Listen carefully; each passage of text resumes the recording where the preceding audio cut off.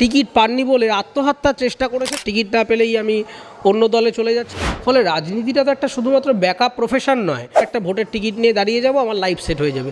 মানুষের জন্য কাজ করতে গেলে শুধু ভোটেই দাঁড়াতে হয়। ক্ষমতার যে লোভ, এই লোভটা এত মারাত্মক জায়গায় চলে গেছে। ভোটের আবহে এই মুহূর্তে উত্তপ্ত বঙ্গ রাজনীতি। হাতে কর গুনলেই বলে দেওয়া যাবে আর কদিন বাদেই ভোট। তার আগেই বঙ্গ রাজনীতিতে কি হচ্ছে না তার দিকে তো নজর আছেই। এই মুহূর্তে বাংলার রাজনীতি নিয়ে একটু ছোট্ট করে কথা বলে নেব অরিত্র দত্ত বণিকের সঙ্গে। অরিত্র, নমস্কার। নমস্কার সবাইকে। অরিত্র, একদম প্রথমেই জানতে চাইবো, এই যে ভোটের আগে সমাজ সেবা করার জন্য টিকিট চাই আর টিকিট না পেলেই দল বদল কিংবা মন খারাপ, বিষয়টাকে ঠিক কিভাবে দেখছো? দেখুন, যারা বলেন যে আজকের দিনের রাজনীতি করতে এসে মানুষের কথা ভাবছেন, মারাত্মকভাবে মানুষের সেবায় নিয়োজিত হওয়ার জন্যই এমএলএ এমপি হতে চাইছেন, এরা সম্পূর্ণ ডাহা মিথ্যে কথা বলছে। কারণ মানুষের জন্য কাজ করতে গেলে শুধু ভোটেই দাঁড়াতে হবে, আরও হাজার অপশান রয়েছে। নিজের উদ্যোগেও নিজের পাড়ায় অনেক কাজ করা যায়। ফলে এই মানুষের জন্য কাজ করতে চাই বলে দলীয় রাজনীতি করছি আর টিকিট না পেলেই আমি অন্য দলে চলে যাচ্ছি, এগুলো হচ্ছে ভাঁওতাবাজি। এর কোনো বাস্তব ভিত্তি আছে বলে আমি মনে করি না। এবং এখন এই রাজনীতি করা বা টিকিট পাওয়া, এটা এমনই একটা মারাত্মক জায়গায় চলে গেছে যে কিছুদিন আগে সর্বভারতীয় রাজনীতিতে এক জনপ্রিয় নেতা, তিনি টিকিট পাননি বলে আত্মহত্যার চেষ্টা করেছেন এবং হাসপাতালে তার মৃত্যু ঘোষণা হয়েছে।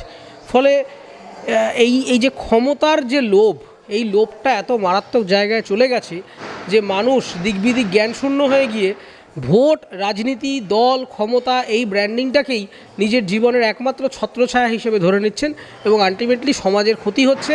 বিভিন্ন প্রফেশন থেকে মানুষ, আগে কেউ ক্রিকেটার হতে চাইতো, কেউ অভিনেতা হতে চাইতো, কেউ নাচ গান নিয়ে করতে চাইতো। এখন মানুষের কাছে ধারণা হয়ে গেছে যে আর পেশাগুলোর কোনো ভ্যালিডিটি নেই। কিছুভাবে একটা জনপ্রিয়তা তৈরি করি, তারপরে একটা ভোটের টিকিট নিয়ে দাঁড়িয়ে যাব, আমার লাইফ সেট হয়ে যাবে। এটা সমাজের জন্য অত্যন্ত ডেট্রিমেন্টাল বলে আমার মনে হয়। আচ্ছা, এইবার ভোটে, প্রত্যেকবার ভোটেই তো রঙ্গতামাশা দেখা যায়, এবার ভোটেও অনেক রঙ্গতামাশা আমরা দেখতে পাচ্ছি। অনেকেই আসছেন বিনোদন জগৎ থেকে রাজনীতিতে। তার মধ্যে আরও একটি বিষয় সবথেকে বেশি হাইলাইট হয়েছে, তোমাদের এই সহকর্মী, তোমাদের এই ইন্ডাস্ট্রির অন্যতম জনপ্রিয় মুখ রচনা ব্যানার্জি, তিনি ভোটে দাঁড়িয়েছেন। কোথাও গিয়ে কি মনে হচ্ছে যে তুমি কি মনে করো যে শিল্পের যে সমস্ত ব্যক্তিত্বরা, তাদের রাজনীতিতে আসা উচিত? কি মনে হয়? দেখুন, থিওরিটিক্যালি বলতে গেলে পলিটিক্স একটা ইন্টারডিসিপ্লিনারি ফিল্ড এবং প্রত্যেক প্রফেশনের সুপ্রিমলি এডুকেটেড লোকেরাই আসলে লেজিসলেটিভ পলিটিক্সে আসা উচিত এবং সেটাই কাম্য বলে আমি মনে করি। সারা পৃথিবীতে এরকম নিদর্শন আছে, এনভায়রনমেন্টালিস্ট প্রাইম মিনিস্টার হয়েছেন, এরকম রয়েছে। সে আমাদের এখানে যেটা মুশকিল হয়ে দাঁড়িয়েছে সেটা হচ্ছে যে বিনোদন জগৎ বলুন, চিকিৎসক বলুন, সে নিশ্চয়ই কেন আসবেন না? ভালো চিকিৎসক, ভালো আইনজীবী, ভালো ইঞ্জিনিয়ার, ভালো ক্রিকেটার, তার পলিটিক্সে আসার উচিত। তাহলেই একজন ক্রিকেটার যদি আমার এমপি হয়ে দাঁড়ান বা ওখানে যদি সওয়াল করেন, তাহলে সত্যিই হয়তো স্পোর্টসের চারটে দিক নিয়ে তিনি প্রশ্ন করতে পারবেন। একজন অভিনেতা যদি দাঁড়ান, তাহলে হয়তো তার যে সাংস্কৃতিক যে বেড়ে ওঠাটা, সেই আপব্রিঙ্গিংয়ের একটা রিফ্লেকশন হয়তো তার পলিটিক্সটা থাকবে। এটা আমরা থিওরিতে জানি, কিন্তু আনফর্চুনেটলি আমরা এখন যে রাজনৈতিক প্রেক্ষাপটে দাঁড়িয়ে রয়েছি, এই আলোচনাটা করছি, এখানে যারা আসছেন বিনোদন জগৎ থেকে, তারা রাজনীতিটা করতে এসে এটাকে ছেলে খেলার পর্যায়ে নিয়ে গেছেন। এই যে রচনা ব্যানার্জির কথাই বললেন, তিনি যেভাবে অবান্তর, যুক্তিহীন, একেবারে ভিত্তিহীন কথা বলে আজকে, আমি জানি না তিনি কি ইচ্ছে করেই বলছেন নাকি ট্রোলড হচ্ছেন, এটা তিনি আনন্দ পাচ্ছেন বলে আরও বেশি করে বলছেন। তিনি হুগলিতে গেছেন, গিয়ে কখনো বলছেন যে এখানকার মানুষ ভাগ্যবান, তাই আমাকে তারা পেয়েছেন। কখনো বলছেন এখানে বিরাট শিল্প বিপ্লব হয়ে গেছে, ধোঁয়ায় চারিদিক ঢেকে যাচ্ছে। কখনো গরুর রচনা বলতে লেগেছেন, কখনো স্কিন কেয়ার টিপস দিতে লেগেছেন। ফলে এই যে একটা ছেলে মানুষই, এইটা তো কাম্য ছিল না। কেন আসবেন না? রচনা ব্যানার্জি অত্যন্ত জনপ্রিয় মানুষ এবং তিনি দীর্ঘদিন ধরে এমন একটা রিয়েলিটি শোতে সঞ্চালনা করেছেন যেখানে সমাজের মার্জিনালাইজড কমিউনিটির মেয়েদের লড়াইয়ের কথাই তিনি বলেছেন।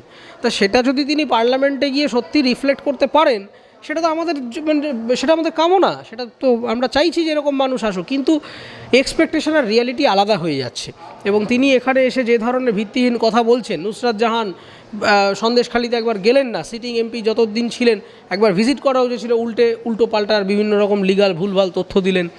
এবং তারপরে ধরুন মিমি চক্রবর্তী বলুন, দেব বলুন, এরা সংসদে অ্যাটেন্ডেন্স 11%, 12%, ম্যাক্সিমাম 20%, সংসদে যান না, ভোটাভুটিতে পার্টিসিপেট করেন না, যে ডিবেটগুলো হয় সেই ডিবেটগুলোতে অংশগ্রহণ করেন না।